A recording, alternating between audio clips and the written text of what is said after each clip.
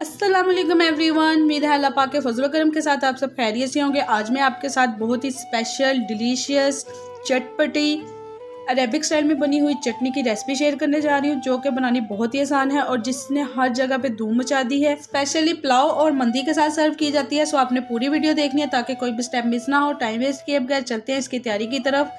3 से 4 medium size के मैंने टमाटर लिए हैं, 4 लहसुन के जवे, 5 से 6 सब्ज मिर्चें, 2 tablespoon lemon juice, 2 tablespoon fresh धनिया, नमक टेस्ट के मुताबिक। तमाम इंग्रेडिएंट्स को मैं एक जूसर जग में ऐड करूंगी।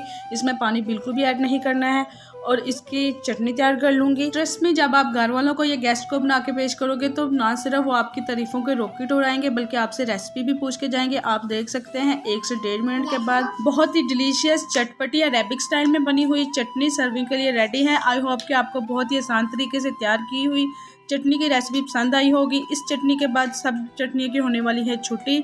और हाँ, जाने से पहले रेड बटन को प्रेस करना मत भूलिएगा। फ्रेंड्स और फैमिली में लाइक और शेयर करना मत भूलिएगा। मैं आपके फीडबैक का वेट करूंगी। थैंक्स फॉर वॉचिंग एंड अल्लाह हाफिज़।